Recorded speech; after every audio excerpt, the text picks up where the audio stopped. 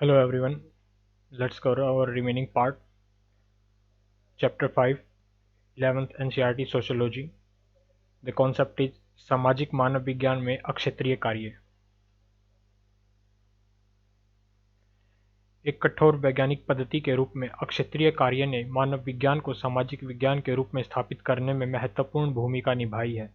आरंभिक मानव विज्ञानी आदिम संस्कृतियों में शौकिया पर उत्साही रुचि रखते थे।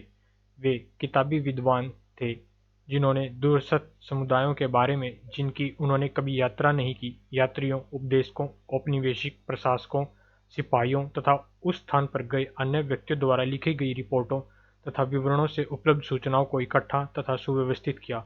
उदाहरणार्थ, जेम्स फ्रेजर की प्रसिद्ध पुस्तक द गोल्डन बोग, जिसने अनेक आरंभिक मानव विज्ञानियों को प्रेरित किया था, पूरी तरह से ऐसे द्वितीय श्रेणी के विवरणों पर आधारित थी। इसी तरह एमिल दुर्खाइम का आदिम धर्म पर किया गया कार्य भी द्वितीय श्रेणी के विवरणों पर आधारित था।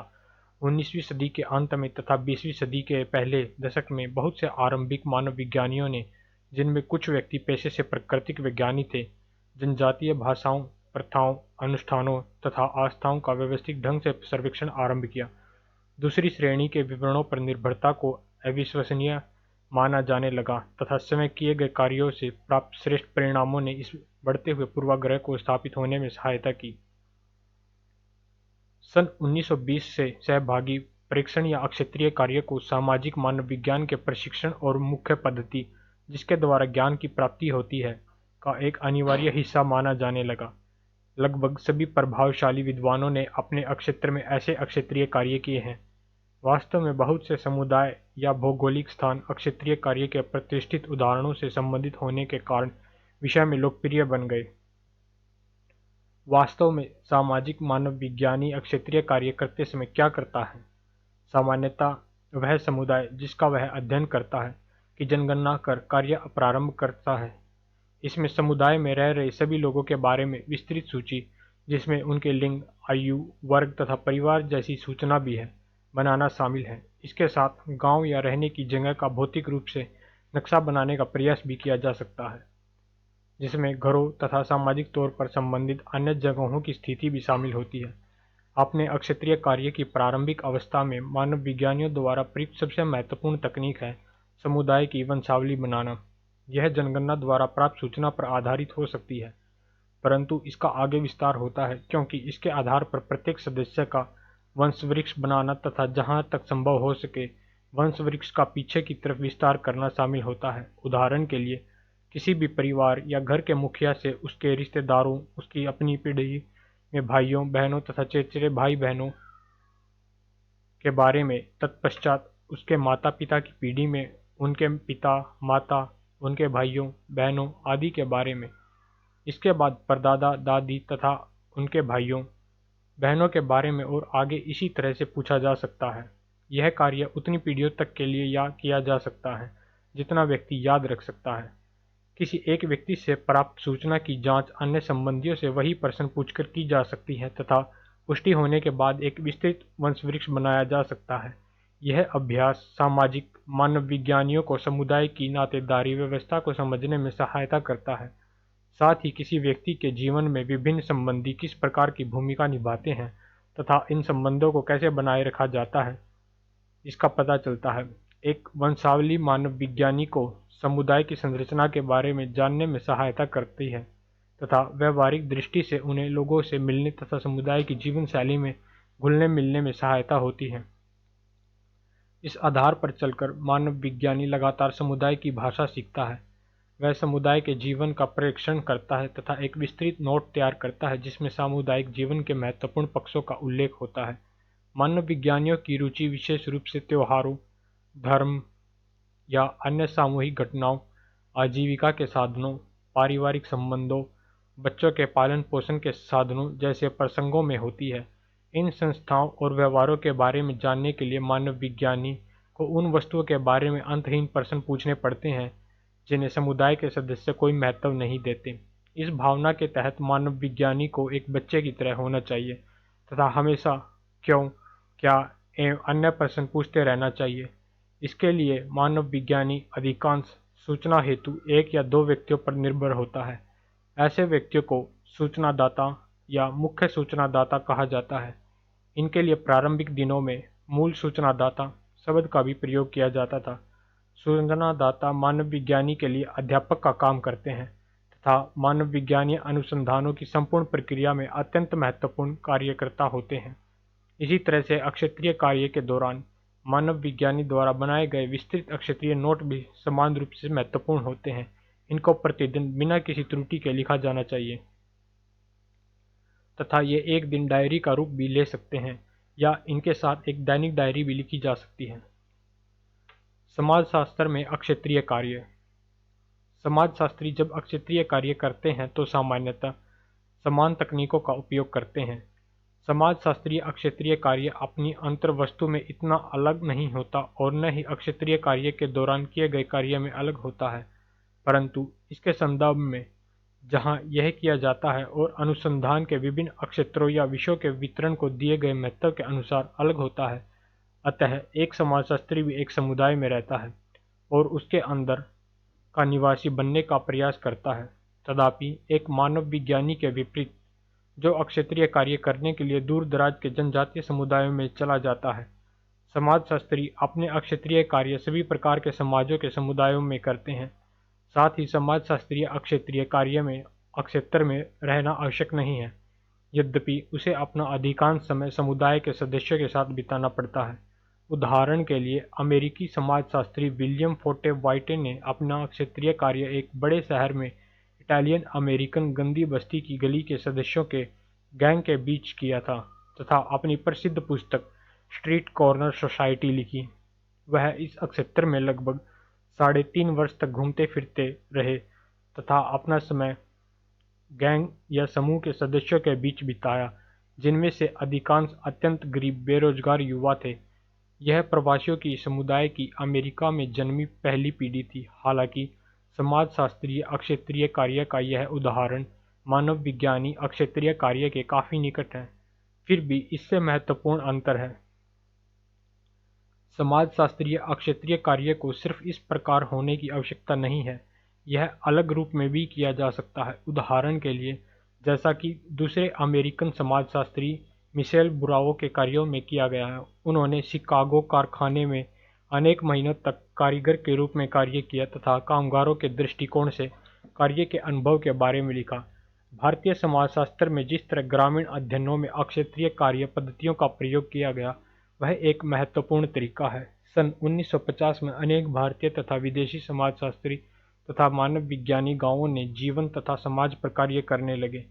गांव ने जनजातीय समुदायों, जिनका अध्ययन आरंभिक मानव विज्ञानियों द्वारा किया गया था, की भूमिका निभाई। यह भी एक सीमित समुदाय तथा इतना छोटा था कि एक अकेले व्यक्ति द्वारा इसका अध्ययन किया जा सकता था, अर्थात समाजशास्त्री गांव में लगभग प्रत्येक को जान सकता था तथा वहां के जीवन का पता लगा सकता था। तथापि मानव विज्ञान का सरोकार अधिकतर आदिम समुदाय से होने के कारण उपनिवेशवादी भारत में राष्ट्रवादियों में यह लोकप्रिय नहीं था। अनेक शिक्षित भारतीयों का मानना था कि मानव विज्ञान जैसे विषयों में औपनिवेशिक पूर्वाग्रह शामिल हैं, क्योंकि वे औपनिवेशिक समाजों के विकासात्मक या सकारात्मक पहलुओं के स्थान पर उनके गैर आधुनिक पक्षों के लिए उजागर करते थे। इसलिए समाजशास्त्री के लिए केवल जनजातियों का अध्ययन करने के स्थान पर गांव तथा गांव वालों का अध्ययन करना ज़्यादा स्वीकार्य तथा महत्वपूर्ण था। आरंभिक मानव विज्ञान तथा उपनिवेशवाद के बीच संबंधों पर भी प्रश्न पूछे जाने लगे थे। वास्तव में मैलिनोवस्की, इवांस प्रिचार्ड तथा अनेक अन्य व्यक्तियों द्वारा किए गए क्लासिक अक्षेत्रीय कार्य इस तथ्य के कारण संभव हो पाए थे कि वे लोग एवं स्थान जहां अक्षेत्रीय कार्य किया गया था औपनिवेशिक साम्राज्यों का हिस्सा थे तथा यह उन देशों द्वारा शासित थे जहां से पश्चिमी मानव विज्ञानी आए थे। तथापि शास्त्रीय कारणों की बजाय गांवों पर किए गए अध्ययन इसलिए अधिक महत्वपूर्ण थे क्योंकि उन्होंने भारतीय समाजशास्त्र को एक ऐसे विषय उपलब्ध कराए जो नए स्वतंत्र भारत में अत्यंत रुचिकर था। सरकार की रुचि विकासशील ग्रामीण भारत में थी। राष्ट्रीय आंदोलन, विशेष रूप से महात्मा गांधी, ग्राम उत्थान कार्यक्रमों में सक्रिय रूप से भाग ले रहे थे। यहाँ तक कि शहरी शिक्षित भारतीय भी ग्रामीण जीवन में अत्यधिक रुचि ले रहे थे, क्योंकि इनमें से अधिकतर के कुछ पारिवारिक तथा वर्तमान ऐतिहासिक संबंध गांवों से थे। इससे बढ़कर गांव ऐसी जगह भी जहां अधिकांश भारतीय रहते थे। इन्हीं कारणों से गांव के अध्ययन भारतीय समाजशास्त्र का अत्यंत महत्वपूर्ण हिस्सा बन गए थे तथा ग्रामीण समाज का अध्ययन करने के लिए अक्षत्रिय कार्य पद्धतियां अत्यंत अनुकूल थी। सहभागी परीक्षण की कुछ सीमाएं आप पहले ही देख चुके हैं कि सहभागी परीक्षण क्या कर सकता है। इसकी मुख्य ताकत यह है कि यह अंदर के व्यक्ति के दृष्टिकोण से जीवन की महत्वपूर्ण तथा विस्तृत तस्वीर उपलब्ध कराता है। यह आंतरिक दृष्टिकोण ही है जो क्षत्रिय कार्य करने के लिए दिए समय तथा प्रयास के अत्यधिक निवेश के बदले में प्राप्त होता है। अधिकांश अन्य अनुसंधान पद्धतियां काफी लंबे समय के उपरांत अक्षेत्र का विस्तृत ज्ञान होने का दावा नहीं कर सकती, क्योंकि वे सामान्यतः संक्षिप्त तथा जल्दी में दिए गए अक्षत्रिय दौरे पर आधारित होती हैं। अक्षत्रिय कार्य में प्रारंभिक प्रभावों में सुधार करने की गुंजाइश होती है, जो कि प्रायः त्रुटिपूर्ण या पूर्वाग्रहित हो सकते हैं। यह अनुसंधानकर्ता को रुचि के विषय में हुए परिवर्तनों को जानने तथा विभिन्न परिस्थितियों या संदर्भ के प्रभाव जानने में भी सहायता करता है। उदाहरणार्थ, किसी अच्छी फसल के साल में और बुरी फसल के साल में सामाजिक संरचना या संस्कृति के विभिन्न पक्षों को जाना जा सकता है। रोजगार या बेरोजगार व्यक्तियों का व्यवहार अलग अलग हो सकता है आदि, क्योंकि सहभागी प्रेक्षक क्षेत्र में पूरा समय व्यतीत करता है, इसलिए उन अनेक त्रुटियों या पूर्वाग्रहों से बच सकता है जिनसे सर्वेक्षण, प्रश्नावलियों या अल्पकालीन परीक्षणों के द्वारा नहीं बचा जा सकता। परंतु सभी अनुसंधान पद्धतियों की तरह अक्षत्रिय कार्य की भी कुछ कमजोरियां हैं, अन्यथा सभी समाज विज्ञानी इसी एक पद्धति का प्रयोग कर रहे होते। अपनी प्रकृति के कारण अक्षत्रिय कार्य में लंबे समय तक चलने वाला तथा किसी एक अकेले अनुसंधानकर्ता द्वारा किया जाने वाला गहन अनुसंधान निहित होता है, अतः यह विश्व के एक छोटे से भाग को ही अनुसंधान में शामिल कर पाता है। सामान्यतः यह एक अकेले गांव या छोटे समुदाय होता है। हम कभी भी निश्चित नहीं कर सकते कि मानव विज्ञानी या समाजशास्त्री द्वारा अक्षत्रिय कार्य के दौरान किए गए प्रेक्षण बड़े समुदाय अर्थात अन्य गांवों, क्षेत्रों या देशों में भी अधिक रूप से समान होंगे या फिर ऐसा अपवाद स्वरूप होता है। शायद यह अक्षत्रिय कार्य की सबसे बड़ी कमजोरी है। अक्षत्रिय कार्य पद्धति की एक अन्य महत्वपूर्ण सीमा यह होती है कि हमें यह पता नहीं होता कि यह मानव विज्ञानी की आवाज़ है या फिर उन लोगों की जिनके बारे में अध्ययन किया गया है। वास्तव में इसका उद्देश्य उन लोगों के मतों का ही प्रतिनिधित्व माना जाता है जिनका अध्ययन किया गया है, परंतु इसकी सदैव संभावना रहती है कि मानव विज्ञानी द्वारा चेतन या अवचेतन मन से उसके नोट्स में लिखी गई किन बातों का चयन किया गया है तथा वह पाठकों को सामने इसे अपनी पुस्तकों या निबंधों में कैसे प्रस्तुत करता है। क्योंकि हमारे आसपास मानव विज्ञानी के कथन के अतिरिक्त कोई अन्य रूप उपलब्ध नहीं होता, अतः इसमें सदैव त्रुटि या पूर्वाग्रह की संभावना बनी रहती है। यद्यपि यह जोखिम अधिकांश अनुसंधानों पद्धतियों में विद्यमान रहता है। सामान्यतः अक्षत्रिय कार्य पद्धतियों की आलोचना एक पक्षी संबंधों के कारण भी की जाती है जिन पर वे आधारित होती है। मानव विज्ञानी समाजशास्त्री प्रश्न पूछते हैं और उत्तर प्रस्तुत करते हैं तथा लोगों के लिए बोलते हैं। इसके विरोध में कुछ विद्वानों ने अधिक संवादीय प्रारूप बनाने का सुझाव दिया है, अर्थात अक्षत्रिय कार्य के परिणामों के प्रस्तुतिकरण के तरीके जिनमें उत्तरदाता तथा लोग प्रत्यक्ष रूप से शामिल हो सकते हैं। ठोस शब्दों में, इसमें विद्वान व्यक्ति के कार्य का समुदाय की भाषा में अनुवाद तथा इस पर उनकी राय और उनके उत्तरों को रिकॉर्ड करना शामिल है। ज्यों-ज्यों अनुसंधानकर्ता तथा जिन व्यक्तियों पर अनुसंधान किया जाता है उनके बीच की सामाजिक, आर्थिक और राजनीतिक दूरी या अंतर कम होता है, त्यों-त्यों इस बात की संभावना बढ़ती जाती है कि विद्वानों के कथनों पर लोगों द्वारा प्रश्न किए जाएं, इन्हें मान लिया जाएगा तथा लोगों द्वारा इन्हें स्वयं ठीक कर लिया जाएगा। इससे निश्चित रूप में समाजशास्त्रीय अनुसंधान ज़्यादा विवादास्पद तथा अधिक कठिन हो जाएगा, परंतु लंबे समय के लिए यह एक अच्छी बात हो सकती है, क्योंकि इससे सामाजिक विज्ञान को आगे ले जाने में तथा इसे और अधिक जनतंत्रीय बनाने में सहायता मिलेगी। अतएव अधिक से अधिक लोगों को ज्ञान की रचना करने तथा इसमें आलोचनात्मक दृष्टि से भाग लेने में सहायता मिलेगी। सर्वेक्षण। शायद सर्वेक्षण अक्षत्रिय कार्य के लिए अब तक ज्ञात सबसे अच्छी समाजशास्त्रीय पद्धति है, जो कि अब आधुनिक सार्वजनिक जीवन का इस तरह से एक हिस्सा बन गई है कि यह एक सामान्य बात हो गई है। आज इसका विश्व भर में सभी संदर्भों में प्रयोग किया जा रहा है तथा ये संदर्भ समाजशास्त्र के सरोकार से बाहर चले गए हैं। भारत में भी हमने देखा कि सर्वेक्षण का प्रयोग विभिन्न प्रकार के गैर शैक्षिक उद्देश्यों के लिए किया जा रहा है, जिनमें चुनाव परिणामों का पूर्वानुमान लगाना, उत्पादों को बेचने के लिए विपणन नीतियां बनाना तथा विषयों की व्यापक विभिन्नताओं के बारे में लोकप्रियता का पता लगाना शामिल है। जैसा कि शब्द से स्पष्ट है, सर्वेक्षण में संपूर्ण तथ्यों का पता लगाने का प्रयास किया जाता है। यह किसी विषय पर सावधानीपूर्वक चयन किए गए लोगों के प्रतिनिधि समुच्चय से प्राप्त सूचना का व्यापक या विस्तृत दृष्टिकोण होता है। ऐसे लोगों को प्राय उत्तरदाता कहा जाता है। ये अनुसंधानकर्ता द्वारा उनसे पूछे गए प्रश्नों का उत्तर देते हैं। सर्वेक्षण अनुसंधान सामान्यतः विस्तृत दल द्वारा किया जाता है, जिसमें अध्ययन की योजना बनाने वाले तथा रूपरेखा तैयार करने वाले तथा उनके सहयोगी और सहायता शामिल होते हैं। सर्वेक्षण के प्रश्न विभिन्न प्रकार से पूछे जा सकते हैं तथा इनके उत्तर भी विभिन्न प्रकार से दिए जा सकते हैं। अक्सर अन्वेषक द्वारा व्यक्तिगत तौर के दौरान इन्हें मौखिक रूप में पूछा जाता है तथा कभी-कभी दूरभाषा द्वारा पूछा जाता है। अन्वेषक द्वारा लाई गई या डाक द्वारा प्राप्त प्रश्नावलियों में भी उत्तर लिखे जा सकते हैं। कंप्यूटरों तथा दूरसंचार तकनीक के बढ़ते प्रयोग के फलस्वरूप आज इलेक्ट्रॉनिक रूप में सर्वेक्षण करना भी संभव हो गया है।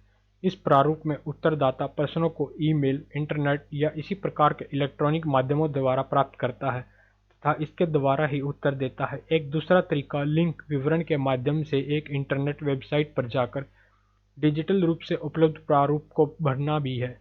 सामाजिक वैज्ञानिक पद्धति के रूप में सर्वेक्षण का मुख्य लाभ यह है कि इसके द्वारा जनसंख्या के केवल छोटे से भाग पर सर्वेक्षण करके इसके परिणामों को बड़ी जनसंख्या पर लागू किया जा सकता है। अतः सीमित समय, प्रयास तथा धन के निवेश द्वारा सर्वेक्षण बड़ी जनसंख्याओं के अध्ययन को संभव बनाता है। यही कारण है कि सामाजिक विज्ञानों तथा अन्य क्षेत्रों में यह अत्यधिक लोकप्रिय पद्धति है। सांख्यिकी की संख्या, जिसे प्रतिदर्श सिद्धांत कहा जाता है, की खोजों का लाभ उठाते हुए प्रतिदर्श सर्वेक्षण चयन के मामले में सावधान होने के बावजूद परिणामों का सामान्यीकरण कर सकता है। इस सरल उपाय का महत्वपूर्ण कारण प्रतिदर्श का प्रतिनिधित्व है। हम एक दी गई जनसंख्या में से प्रतिदर्श का चयन कैसे करेंगे? व्यापक रूप से प्रतिदर्श की चयन प्रक्रिया दो मुख्य सिद्धांतों पर आधारित है। पहला सिद्धांत यह है कि जनसंख्या में सभी महत्वपूर्ण उपसमूहों को पहचाना जाए तथा प्रतिदर्श में उन्हें प्रतिनिधित्व दिया जाए। अधिकतर बड़ी जनसंख्याएं एक समान नहीं होती, उनमें भी स्पष्ट उपश्रेणी होती हैं। इसे स्त्रीकरण कहा जाता है। नोट करें कि स्त्रीकरण की यह सांख्यिकी धारणा है जो स्त्रीकरण की समाजशास्त्रीय संकल्पना से अलग है, जिसका आपने अध्याय 4 में अध्ययन किया है। उदाहरणार्थ, जब भारत की जनसंख्या के बारे में बात करते हैं तो हमें इस बात को ध्यान रखना होगा कि यह जनसंख्या शहरी तथा ग्रामीण क्षेत्रों में बटी हुई है, जो कि एक दूसरे से काफ़ी हद तक अलग है। किसी भी एक राज्य की ग्रामीण जनसंख्या पर विचार करते समय हमें इस तथ्य का ध्यान रखना होगा कि यह जनसंख्या विभिन्न आकार वाले गांवों में रहती है। इसी तरह से किसी एक गांव की जनसंख्या भी वर्ग, जाति, लिंग, आयु, धर्म या अन्य मानदंडों के आधार पर स्त्रीकृत हो सकती है। संक्षिप्त में स्त्रीकरण की धारणा हमें बताती है कि प्रतिदर्श का प्रतिनिधित्व दी गई जनसंख्या के सभी संबंध स्तरों की विशेषताओं को दर्शाने की सक्षमता पर निर्भर है। किस प्रकार के प्रतिदर्श को प्रासंगिक माना जाए, यह अनुसंधान के अध्ययन के विशिष्ट उद्देश्यों पर निर्भर है। उदाहरणार्थ, धर्म के प्रति मनोवृत्तियों के बारे में अध्ययन करते समय यह महत्वपूर्ण हो सकता है कि सभी धर्मों के सदस्यों को शामिल किया जाए। मजदूर संघों के प्रति मनोवृत्तियों पर अनुसंधान करते समय कामगारों, प्रबंधकों तथा उद्योगपतियों को शामिल करना चाहिए। प्रतिदर्श चयन का दूसरा सिद्धांत है वास्तविक इकाई, अर्थात व्यक्ति या गांव या घर का चयन पूर्णतः अवसर आधारित होना चाहिए। इसे यादृच्छिकरण कहा जाता है, जो कि स्वयं संभावित की संकल्पना पर आधारित है। आपने अपने गणित पाठ्यक्रम में संभावित के बारे में पढ़ा होगा। संभाविता का आशय घटना के घटित होने के अवसरों या विषमताओं से। उदाहरण के लिए, जब हम सिक्का उछालते हैं तो यह या तो चित्त की ओर पड़ता है या फिर पट की ओर। सामान्य सिक्कों में चित्त या पट आने का अवसर या संभावित लगभग एक समान है, अर्थात प्रत्येक का 50% होता है। वास्तव में जब आप सिक्का उछालते हैं तो दोनों में से कौन सी घटना होती है, अर्थात चित्त आता है या पट, यह पूरी तरह से अवसर पर निर्भर करता है और किसी बात पर नहीं। इस प्रकार के अवसरों को यादृच्छिक अवसर कहा जाता है। हम एक प्रतिदर्श को चुनने में समान विचार का उपयोग करते हैं। हम सुनिश्चित करने का प्रयास करते हैं कि प्रतिदर्श में चयन किए गए व्यक्ति या घर या गांव पूर्ण अवसर द्वारा चयनित हो, किसी अन्य तरह से नहीं। अतः प्रतिदर्श में चयन होना किस्मत की बात है, जैसे कि लॉटरी जीतना। यह तभी हो सकता है जब यह सच हो कि प्रतिदर्श एक प्रतिनिधित्व प्रतिदर्श होगा। यदि कोई सर्वेक्षण दल अपने प्रतिदर्श में केवल उन्हीं गांवों का चयन करता है जो मुख्य सड़क के निकट हो, तो यह प्रतिदर्श यादृच्छिक या संयोगवश न होकर उद्देश्यपूर्ण होंगे। इसी तरह से यदि हम अधिकतर मध्यम वर्ग के घरों का या अपने जानकार घरों का चयन करते हैं तो प्रतिदर्श पूर्ण उद्देश्यपूर्ण होंगे। मुख्य बिंदु यह है कि जनसंख्या से संबंधित सत्रों का पता लगाने के बाद प्रतिदर्श घरों या उत्तरदाताओं का वास्तविक चयन पूर्णतः संयोग के आधार पर होना चाहिए। इसे विभिन्न तरीकों से सुनिश्चित किया जा सकता है। इसे प्राप्त करने के लिए विभिन्न तकनीकों का प्रयोग किया जाता है। इनमें सामान्य रूप से लॉटरी निकलना, पासा फेंकना, इस उद्देश्य हेतु विशेष रूप से बनाई गई प्रतिदर्श नंबर प्लेटों का प्रयोग तथा हाल ही में गणकों या संगणकों द्वारा बनाई गई प्रतिदर्श संख्या शामिल है। एक प्रतिदर्श सर्वेक्षण का चयन कैसे किया जाता है, इसे जानने के लिए आइए हम एक ठोस उदाहरण लें। मान लीजिए हम उस परिकल्पना की जांच करना चाहते हैं जिसमें यह कहा गया है कि छोटे, आपस में अधिक घनिष्ठ वाले समुदाय बड़े, अधिक अव्यवस्थित समुदायों की तुलना में ज़्यादा अंतःसामुदायिक समन्वय की उत्पत्ति करते हैं। सरलता से समझने के लिए आइए मान लेते हैं कि हम भारत के किसी एक राज्य के ग्रामीण क्षेत्र में रुचि रखते हैं। प्रतिदर्श चयन करने की सरलतम संभावित प्रक्रिया राज्य के सभी गांवों की उनकी जनसंख्या के साथ सूची बनाने से प्रारंभ होगी। यह सूची जनगणना आंकड़ों से भी प्राप्त की जा सकती है। तत्पश्चात हमें छोटे तथा बड़े गांवों के मानदंडों को परिभाषित करना होगा। गांवों की मूल सूची से अब हमें सभी मध्यम गांवों, अर्थात जो न तो छोटे हैं और न ही बड़े हैं, उनको हटाना होगा। अब हमारे पास गांव के आकार के अनुसार एक संशोधित सूची है। हमारे अनुसंधान संबंधी प्रश्नों के अनुसार हम प्रत्येक स्तर अर्थात छोटे तथा बड़े गांवों को समान महत्व देना चाहते हैं। अतः हमने प्रत्येक स्तर से 10 गांवों को चुनने का निर्णय लिया। इसके लिए हम छोटे तथा बड़े गांवों की सूची को क्रम प्रदान करेंगे तथा प्रत्येक सूची से लॉटरी द्वारा 10-10 गांवों का चयन यादृच्छिक विधि द्वारा करेंगे। अब हमारे पास राज्य के 10 छोटे तथा 10 बड़े गांवों वाले प्रतिदर्श हैं तथा हम इन गांवों का अध्ययन यह जानने के लिए प्रारंभ कर सकते हैं कि हमारे प्रारंभिक परिकल्पना सही थी या नहीं। वास्तव में यह एक अत्यधिक सरल रूपरेखा है। वास्तविक अनुसंधान अध्ययनों में सामान्यतः अधिक जटिल रूपरेखा होती है, जिसमें प्रतिदर्श चयन प्रक्रिया अनेक चरणों में विभाजित होती है तथा इसमें अनेक स्तर शामिल होते हैं, परंतु मूल सिद्धांत समान रहता है। एक लघु प्रतिदर्श का सावधानीपूर्वक चयन किया जाएगा ताकि यह पूरी जनसंख्या का प्रतिनिधित्व कर सके। तत्पश्चात प्रतिदर्श का अध्ययन किया जाता है और इससे प्राप्त परिणामों का सामान्यीकरण कर इसे संपूर्ण जनसंख्या पर लागू किया जाता है। वैज्ञानिक ढंग से चयन किए गए प्रतिदर्श की सांख्यिकीय विशेषताएं सुनिश्चित करती है कि प्रतिदर्श की विशेषताएं उन जनसंख्या की विशेषताओं से घनिष्ठ रूप से मिलती हो जिससे इसे लिया गया है। इनमें सूक्ष्म अंतर हो सकते हैं, परंतु ऐसे विचलन की संभावना को निर्धारित किया जा सकता है। इसे सीमांत त्रुटि या प्रतिदर्श की त्रुटि कहा जाता है। यह अनुसंधानकर्ताओं की गलती से नहीं, अपितु इस बात से उत्पन्न होती है कि हम बहुत बड़ी जनसंख्या के लिए छोटे प्रतिदर्श प्रयोग कर रहे हैं। प्रतिदर्श सर्वेक्षणों के परिणामों की सूचना देते समय अनुसंधानकर्ताओं को अपने प्रतिदर्श के आकार तथा रूपरेखा तथा सीमांत त्रुटि के बारे में अवश्य बताना चाहिए। सर्वेक्षण विधि की मुख्य विशेषता यह है कि यह अपेक्षाकृत कम समय तथा धन के द्वारा जनसंख्या के बारे में विस्तृत परिप्रेक्ष्य उपलब्ध कराती है। प्रतिदर्श जितना बड़ा होगा, इसके सही प्रतिनिधि होने के अवसर उतने ही ज़्यादा होंगे। यहाँ अत्यधिक महत्वपूर्ण उदाहरण जनगणना का है, जिसमें पूरी जनसंख्या शामिल है। व्यवहार में प्रतिदर्श का आकार 30-40 से लेकर हजारों में हो सकता है। केवल प्रतिदर्श का आकार ही महत्वपूर्ण नहीं है, इसके चयन का तरीका ज़्यादा महत्वपूर्ण है। वास्तव में प्रतिदर्श चयन के बारे में निर्णय प्राय व्यावहारिक विचार विमर्श पर आधारित होते हैं। उन परिस्थितियों में जिनमें जनगणना का उपयोग व्यावहारिक तौर पर न किया जा सकता हो, वहाँ पर संपूर्ण जनसंख्या के अध्ययन हेतु सर्वेक्षण ही अध्ययन के उपलब्ध साधन होते हैं। सर्वेक्षण का महत्वपूर्ण लाभ यह है कि यह एक समग्र तस्वीर उपलब्ध कराता है, अर्थात यह एक व्यक्ति के स्थान पर सामूहिकता के आधार पर बनी तस्वीर दिखाता है। बहुत सी सामाजिक समस्याएं तथा मुद्दे इस समग्र स्तर पर दिखाई देते हैं। इन्हें खोज के अत्यधिक सूक्ष्म स्तरों पर पहचाना नहीं जा सकता।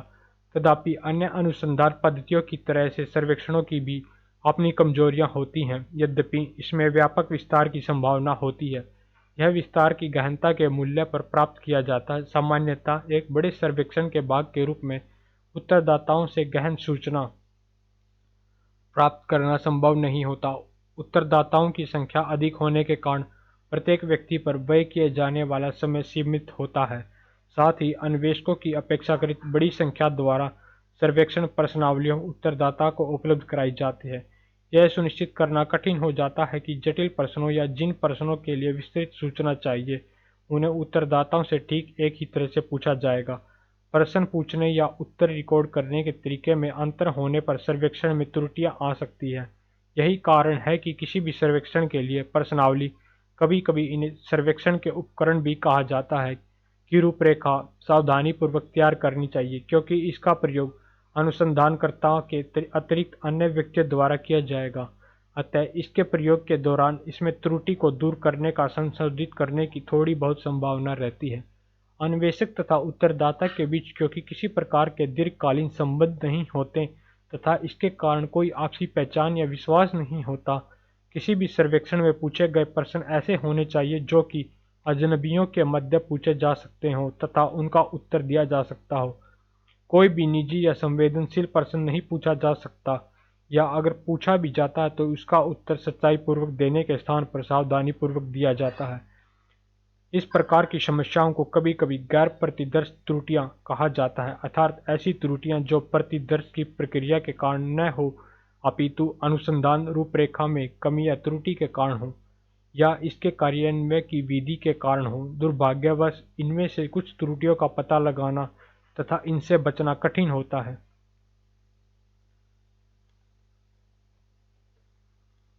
इस कारण से सर्वेक्षणों में गलती होने तथा जनसंख्या की विशेषताओं के बारे में भ्रामक या गलत अनुमान लगाना संभव होता है। अंत में किसी भी सर्वेक्षण की सबसे महत्वपूर्ण सीमा यह है कि इसे सफलतापूर्वक पूरा करने के लिए इन्हें कठोर संरचित प्रश्नावली पर आधारित होना पड़ता है। हालांकि प्रश्नावली की रूपरेखा चाहे कितनी भी अच्छी क्यों न हो, इसकी सफलता अंत में अन्वेषकों तथा उत्तरदाताओं की अंतःक्रियाओं की प्रकृति पर और विशेष रूप से उत्तरदाता की सद्भावना तथा सहयोग पर निर्भर करती है। साक्षात्कार साक्षात्कार मूलतः अनुसंधानकर्ता तथा उत्तरदाता के बीच निर्देशित बातचीत होती है। हालांकि इसके साथ कुछ तकनीकी पक्ष जुड़े होते हैं। प्रारूप की सरलता भ्रामक हो सकती है, क्योंकि एक अच्छा साक्षात्कारकर्ता बनने के लिए व्यापक अनुभव तथा कौशल होना जरूरी होता है। साक्षात्कार सर्वेक्षण में प्रयोग की गई संरचित प्रश्नावली तथा सहभागी परीक्षण पद्धति की तरह पूर्ण रूप से खुली अंतःक्रियाओं के बीच स्थान रखता है। इसका सबसे बड़ा लाभ प्रारूप का अत्यधिक लचीलापन है। प्रश्नों को पुनः निर्मित किया जा सकता है या अलग ढंग से बताया जा सकता है। बातचीत में हुई प्रगति या प्रगति कम होने पर के अनुसार विषयों या प्रश्नों का क्रम बदला जा सकता है।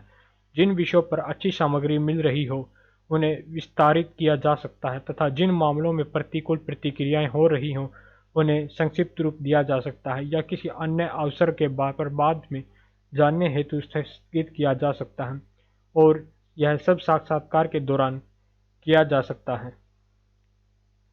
दूसरी तरफ साक्षात्कार पद्धति के रूप में साक्षात्कार से संबंधित लाभों के साथ अनेक हानियां भी हैं। इसका यही लचीलापन उत्तरदाता की मनोदशा बदल जाने के कारण या फिर साक्षात्कार करने वाले की एकाग्रता में त्रुटि होने के कारण साक्षात्कार को कमजोर बना देता है। इस प्रकार इस अर्थ में यह एक अविश्वसनीय तथा अस्थिर प्रारूप है, जो जब कार्य करता है तो बहुत अच्छा करता है तथा जब असफल होता है तो बहुत बुरी तरह से होता है। साक्षात्कार लेने की अनेक शैलियाँ हैं तथा इससे संबंधित विचार तथा अनुभव लाभों के अनुसार बदलते रहते हैं। कुछ व्यक्ति अत्यंत असंरचित रूप से को प्राथमिकता देते हैं, जिसमें वास्तविक प्रश्नों के स्थान पर विषय की जांच सूची हो सकती है। अन्य व्यक्ति इसके संरचित रूप को वरीयता देते हैं, जिसमें सभी उत्तरदाताओं से विशेष प्रश्न पूछे जाते हैं। परिस्थितियों तथा वरीयताओं के अनुसार साक्षात्कार को रिकॉर्ड करने के तरीके भी अलग अलग हैं, जिनमें वास्तविक वीडियो या ऑडियो रिकॉर्ड करना, साक्षात्कार के दौरान विस्तृत नोट तैयार करना या स्मरण शक्ति पर निर्भर करना और साक्षात्कार समाप्त होने पर इसे लिखना शामिल है। रिकॉर्ड करने वाले या इस प्रकार के अन्य उपकरणों का बार बार प्रयोग करने से उत्तरदाता असामान्य महसूस करता है तथा इससे बातचीत में काफ़ी हद तक औपचारिकता आ जाती है। दूसरी तरफ जब रिकॉर्ड करने की अन्य कम व्यापक विधियों का प्रयोग किया जाता है तो कभी कभी महत्वपूर्ण सूचना छूट जाती है या रिकॉर्ड नहीं हो पाती। कभी कभी साक्षात्कार के समय की भौतिक या सामाजिक परिस्थितियां भी रिकॉर्ड के माध्यम को निर्धारित करती हैं। बाद में प्रकाशन के लिए साक्षात्कार को लिखने या अनुसंधान रिपोर्ट के हिस्से के रूप में लिखने का तरीका भी भिन्न हो सकता है। कुछ अनुसंधानकर्ता प्रतिलिपि को संपादित करना तथा इसे स्पष्ट नियमित वर्णनात्मक रूप से प्रस्तुत करना पसंद करते हैं, जबकि दूसरे मूल वार्तालाप को यथासंभव वैसा ही बनाए रखना चाहते हैं तथा इसके लिए वे हर संभव प्रयास करते हैं। साक्षात्कार को प्राय अन्य पद्धतियों के साथ अनुरूप के रूप में विशेषतः सहभागी प्रेक्षण तथा सर्वेक्षणों के साथ प्रयुक्त किया जाता है। महत्वपूर्ण सूचनादाता सहभागी प्रेक्षण अध्ययन का मुख्य सूचनादाता के साथ लंबी बातचीत से प्राय संकेंद्रित जानकारी प्राप्त होती है, जो साथ में लगाई गई सामग्री को स्पष्ट करती है तथा सही स्थान प्रदान करती है। इसी तरह से गहन साक्षात्कारों द्वारा सर्वेक्षण के निष्कर्षों को गहनता तथा व्यापकता प्राप्त होती है। हालांकि एक पद्धति के रूप में साक्षात्कार व्यक्तिगत पहुंच पर और उत्तरदाता तथा अनुसंधानकर्ता के आपसी संबंधों या आपसी विश्वास पर निर्भर होता है। महत्वपूर्ण शब्दावली: जनगणना एक व्यापक सर्वेक्षण जिसमें जनसंख्या के प्रत्येक सदस्य के बारे में जानकारी प्राप्त की जाती है। वंशावली एक विस्तृत वंशवृक्ष जो विभिन्न पीढ़ियों के सदस्यों के पारिवारिक संबंधों को दर्शाता है। गैर प्रतिदर्श त्रुटि पद्धतियों के प्रयोग और प्रारूप के कारण सर्वेक्षण परिणामों में हुई त्रुटियां। जनसंख्या सांख्यिकीय अर्थ में एक बड़ा निकाय व्यक्तियों, गांवों, घरों इत्यादि का जिससे प्रतिदर्श का चयन किया जाता है। संभाविता किसी घटना के घटित होने या न होने की संभावना। प्रश्नावली साक्षात्कार या सर्वेक्षण में पूछे जाने वाले प्रश्नों की लिखित सूची। यादृच्छिकरण यह सुनिश्चित करना कि कोई घटना जैसे किसी प्रतिदर्श में किसी विशेष वस्तु का चयन विशुद्ध रूप से लेकर अवसर पर भी निर्भर हो, न कि किसी अन्य पर। प्रतिबिंबिता एक अनुसंधानकर्ता की वह क्षमता जिसमें वह समय का परीक्षण और विश्लेषण करता है। प्रतिदर्श एक बड़ी जनसंख्या से लिया गया उपभाग या चयनित हिस्सा जो उस बड़ी जनसंख्या का प्रतिनिधित्व करता है। प्रतिदर्श त्रुटि ऐसी त्रुटि जिससे सर्वेक्षण के परिणामों से बचा नहीं जा सकता, क्योंकि यह समग्र जनसंख्या पर आधारित होने के स्थान पर सिर्फ एक छोटे प्रतिदर्श से प्राप्त जानकारी पर आधारित होती है। सत्रीकरण सांख्यिकीय अर्थ के अनुसार जनसंख्या के संबंधित आधारों जैसे लिंग, स्थान, धर्म, आयु इत्यादि के आधार पर विभिन्न समूहों में उपविभाजन। So guys, thank you so much. Meet you soon in the next session. Till that time, take care and bye.